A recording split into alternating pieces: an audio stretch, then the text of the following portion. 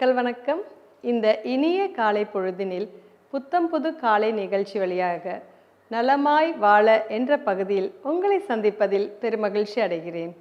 இன்றைக்கி நம்ம வயதான முதியவர்கள் அவங்களுக்கு எல்லாத்துக்கும் என்னென்ன மாதிரி பயிற்சி பண்ணி அவங்கள புத்துணர்வோடு வச்சுக்கணும்னு பார்த்துட்டு வந்துட்ருக்கோம்.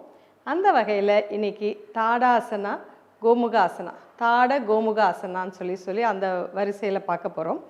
இந்த கோமுகாசனம் கோமுகா அப்படின்னாலே கவ் ஃபேஸ்ட் போஸ்டர், அதாவது மாடு கொம்பு வச்சிருக்கு இல்லையா, அந்த மாதிரி அப்படின்னு சொல்லுவாங்க.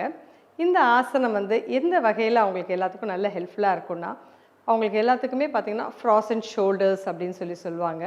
அந்த ஃப்ராசன் ஷோல்டர்ஸ் நிறைய கவலைகள் படுறம்போது, இல்லை ஏதாவது தசைப்பிடிப்பு இது மாதிரிலாம் வயதான காலத்தில் இருக்கும், அதை நீக்கி வைக்கும் வழியாக இந்த ஆசனத்தை நம்ம பயில போகிறோம். இப்போ அந்த ஆசனத்தை பார்க்கலாமா?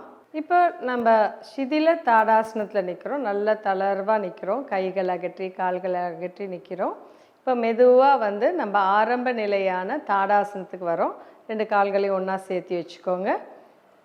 இப்போது பார்த்தீங்க அப்படின்னா நம்ம தாடாசன கோமுகாசனம் பண்ண போகிறோம். கோமுகாசனத்தை நின்ற நிலையில் செய்ய போகிறோம். இப்போ மெதுவாக உங்களுடைய வலது கையை நல்லா மேலே கொண்டு வந்துடுங்க. தோள்பட்டைக்கு வந்தோன்னா நல்லா திருப்பி காது கிட்ட கை வரணும். அதே மாதிரி பின்னாடி நல்லா மடக்கிக்கணும். அப்புறம் இந்த கையை பின்னாடி கொண்டு போய் 2 கையை கிளாஸ்ப் பண்ணிக்கணும். ஓகேங்களா? இப்போ இந்த மாதிரி இந்த ஆசனத்தை பண்ணணும். இப்போது இந்த ஆசனம் பண்ணி ஒரு 30 வினாடிகள் நிற்கணும். 30 கவுண்ட்டுக்கு செகண்ட்ஸ்க்கு நிற்கணும். நல்லா மூச்சை உள்ளார இழுத்து வெளியில் விட்டு இருக்கணும். கை காது கிட்ட தான் இருக்கணும். இப்போ மெதுவாக ரிலீஸ் பண்ணிக்கோங்க. ரிலீஸ் பண்ணிவிட்டு மெதுவாக கையை மேலே கொண்டு கீழே கொண்டு வந்துடுங்க. இதை எப்பயுமே கையை கீழே மேலே கொண்டு போய் தான் மடக்கி கீழே கொண்டு வரணும். இதை முடியாதவங்க என்ன பண்ணலாம் அப்படின்னா, பெல்ட் வச்சோ ஷால் வச்சோ கூட செய்யலாம். இப்போ மெதுவாக இது இடது பக்கம் பண்ணால் வலது பக்கமும், வலது பக்கம் பண்ணால் இடது பக்கமும் செய்யணும். இப்போ நம்ம எப்பயுமே ஆசனங்கள் வலது பக்கம் ஃபஸ்ட்டு செய்வோம். இப்போ இடது பக்கம் நம்ம செய்கிறோம். ஓகேங்களா? இப்போ மெதுவாக கையை மேலே கொண்டு போயிட்டு இப்படி பண்ணிவிட்டு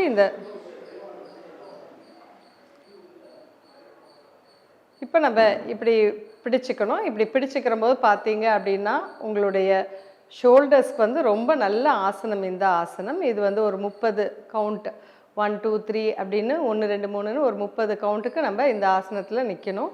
இப்படி நிற்கிறம்போது உங்களுடைய தோள்பட்டைக்கு ஒரு நல்ல பயிற்சி, நல்ல ரத்த ஓட்டம் நல்லா இருக்கும். கழிவெல்லாம் வெளியில் ஏற்றி நம்ம கழிவு மண்டலம் வழியாக வெளியில் போயிடும்.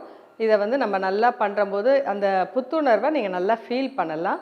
மெதுவாக 30 கவுண்ட் முடித்த உடனே அந்த கையை கீழே இருக்க கையை ரிலீஸ் பண்ணிக்கோங்க. அப்புறம் மேலே இருக்க கையை ரிலீஸ் பண்ணி கொண்டு வந்துடுங்க.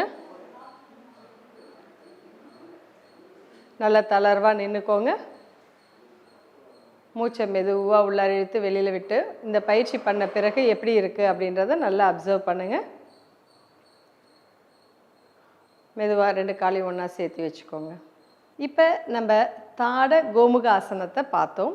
இந்த ஆசனத்தில் 2 கையும் நல்லா மேலே கொண்டு போகிறதுனால ஒரு கையில் இன்டர்னல் ரொட்டேஷனும் இன்னொரு கையில் எக்ஸ்டர்னல் ரொட்டேஷனும் இருக்குது.